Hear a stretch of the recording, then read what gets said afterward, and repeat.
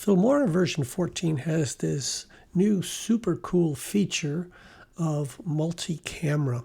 That means that you can switch from one camera angle to another, and it will do a lot of stuff for you kind of automatically. You can do it yourself, but using this new feature, it becomes kind of like a one-button setup. So you can place all of your different camera angles on different tracks above each other, and you can then simply select them all and right-click on the option, and there you have Create Multi-Camera Clip. Now what it will do is it's going to create a compound clip, but it's also going to synchronize these clips with each other so they appear at the right location. And so we're going to do that. And this will take just a little bit of time, but when it's done, these will all be combined into one track.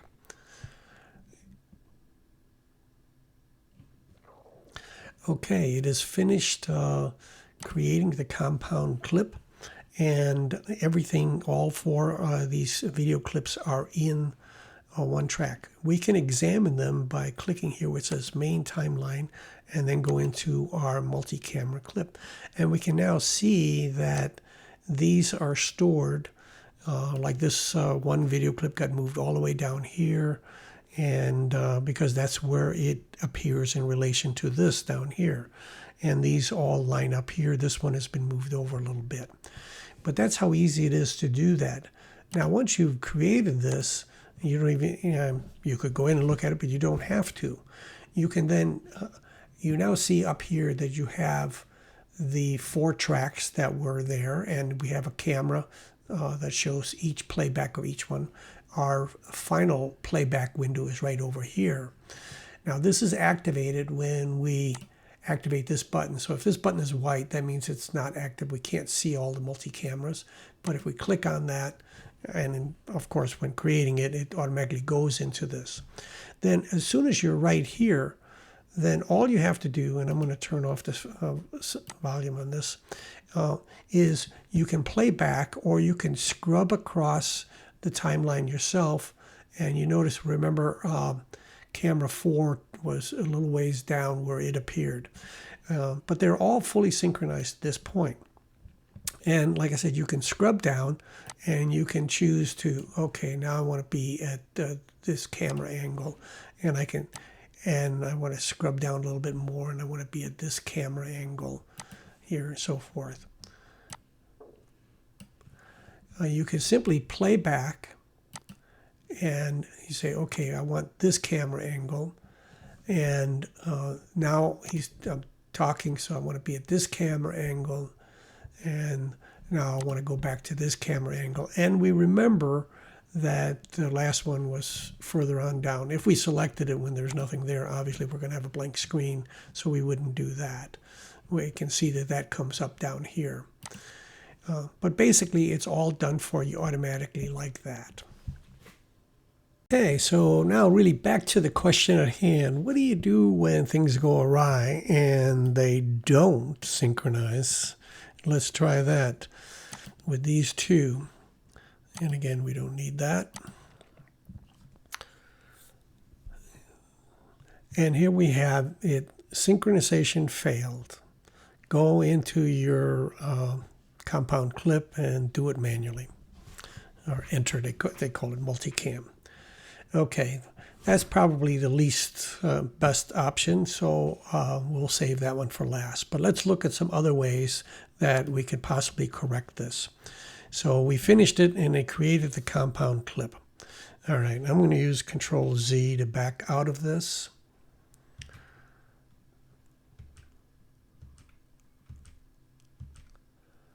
There we are. Okay, option 2 could be to improve the sound quality. I'm going to turn off the sound quality on this one. I'm going to play the bottom one. So we'll be turning it off here at exit 7. Okay, that's pretty clear. Now I'm going to do the same thing for the top clip here and play it back. So we'll be turning it off here. So it's hardly audible at all. So another way to get them to join perhaps would be to increase the volume. Now generally just increasing the volume is also going to increase the background noise and so forth. Makes it 75. But they may be able to find each other by that. And you could go a step further and you could go into this one and you could go into the audio portion and you could go down to settings and you could mess around with that, you know, if you can't, and you can get rid of some of the hum. So there's ways you can play around with that. And why would you play around with the audio and all that sort of stuff?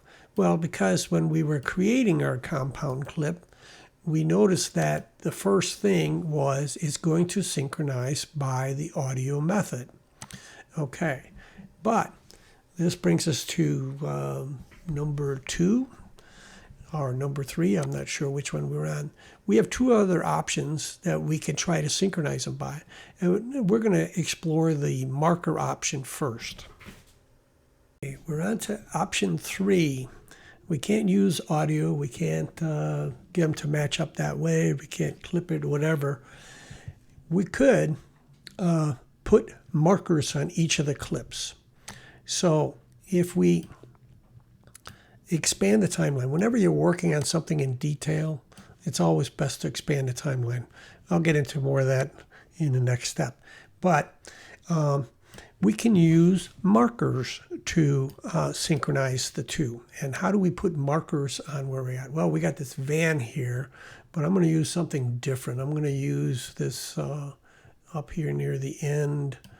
Okay, I take it back. I do have to expand it. Sometimes when you're working on stuff in detail, it's better to zoom in so that your little movements aren't as abrupt.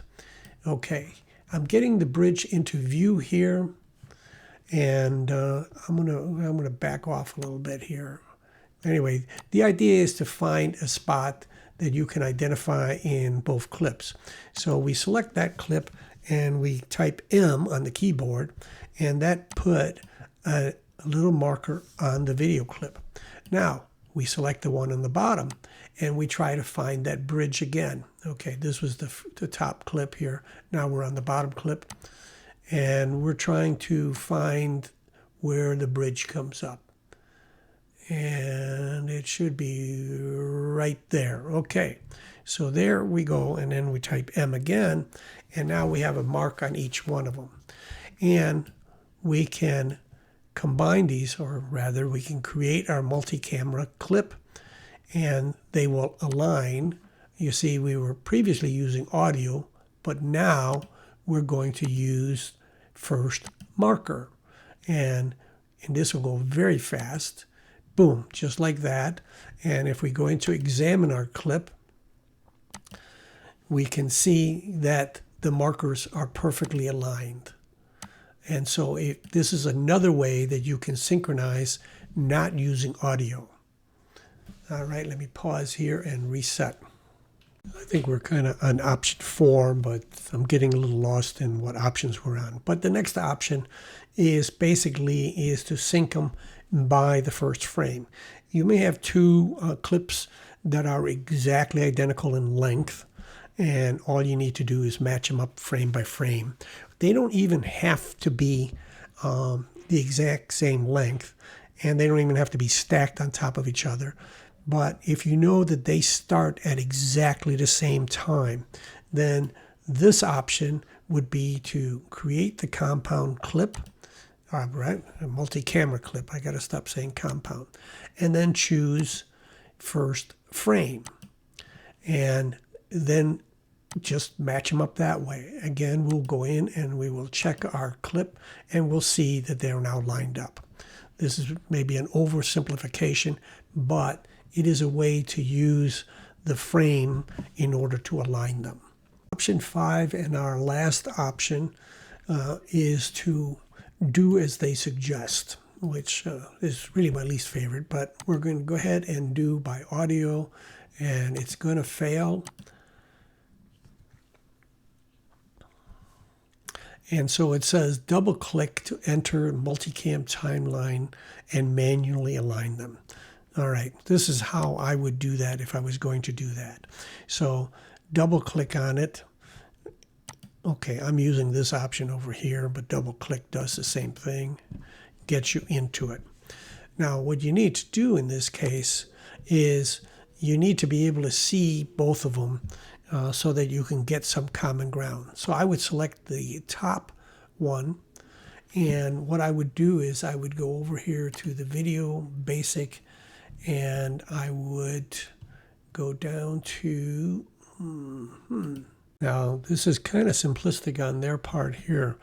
I wouldn't do this way, just trying to slide it around, trying to figure out where it belongs. Although you can do that if you can identify the exact spot. But that would be a poor method. And in fact, what I wanted to do within the compound clip or the multicam clip was to change the opacity. And so you can't actually do it in here. So one would have to go out and do it outside and then just make a compound clip later. I'm not sure this is a viable option, but let me just see here. So let's get rid of this and delete our multi-clip here. Okay, and then we'll take our two videos again, and we will put them on top of each other like so. So there is an option here in composition which wasn't visible when we were doing it the other way. That is, when we were doing this within a compound clip. Oddly enough, you can't change the opacity. Okay, here we can change the opacity down to 50%. And what that does for us, it allows us to basically see the two at the same time. Now we can move down to, okay, we see the white van, for example. We have this one telltale sign where on this one, oh, here's the white van. Now we can move this down and we can kind of see we got the van moving in both clips, and that's kind of where they belong. So now you would return the opacity to 100%, and then you would create a compound clip. That's not really satisfying because that isn't going to let you light this up, and you can't switch between camera 1 and 2. You're basically doing it the old-fashioned way of trimming.